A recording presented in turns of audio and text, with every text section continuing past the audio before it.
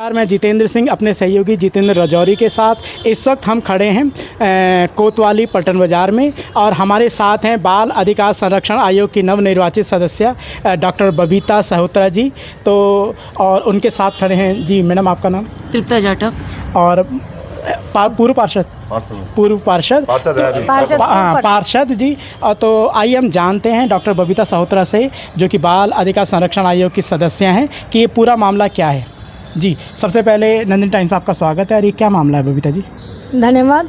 ये मामला ये है कि आज हमारी जो पूर्व पार्षद है तृप्ता जी का मुझे फ़ोन आया 12:45 के करीब कि ऐसे ऐसे करके जटिया मोहल्ले में एक लड़की है जो कि मात्र 14 साल की है और एक लड़के के साथ रह रही है और बहुत भीड़ लगी हुई है वहाँ, तो कि कम उम्र की लड़की है और उसने शादी की हुई है, कहीं किराए में है कि हमारे पड़ोस में ही।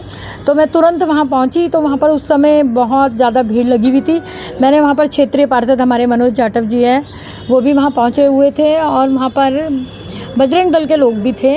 जैसा कि सुनने में आ रहा था जब मैं वहाँ पहुँची तो कि मुस्लिम लड़के से शादी। जब मैं वहाँ पहुँची फिर पूछा, पूरी जानकारी ली, तो वो लड़का वहाँ से भाग चुका था।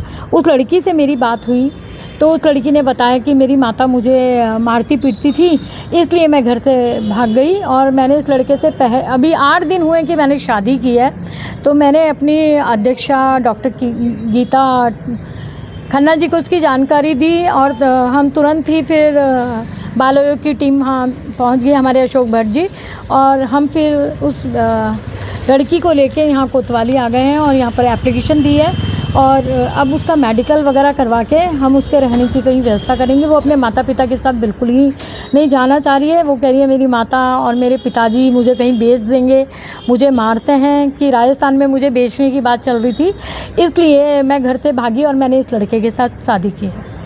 तो बबीता जी ने बहुत ही सही समय पर अपनी जो नई भूमिका मिली है उसका कार्य आरंभ कर दिया जिम्मेदारी के साथ। और हमारे साथ जो खड़ी हैं तृप्ता जी, आप इस मामले में आप क्या बताएंगी, मतलब क्या जानकारी देना चाहती हैं? मामला कब से और आपकी जानकारी अनुसार कब से है ये मामला?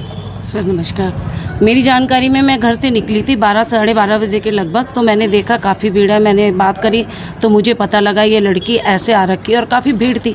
मैंने सोचा आपसी मतभेद ना हो जाए, कोई झगड़ा ना हो जाए, कानून हमारे हाथ में आ जाए, कानून का उल्लंघन नहीं होना चाहिए, इसलिए मैंने सीधा बबीता दीदी को फ़ोन किया।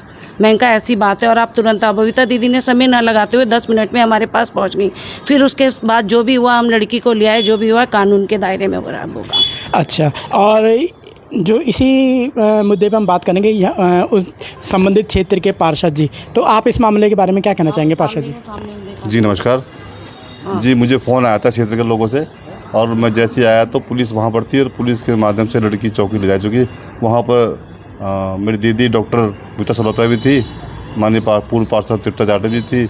तो वहाँ जाकर चौकी में वहाँ गए, वहाँ से बाल आयोग के माननीय दीदी द्वारा बुलाया गया, उनके साथ हम कोतवाली हैं, बाकी कार्रवाई आगे कोतवाली होगी।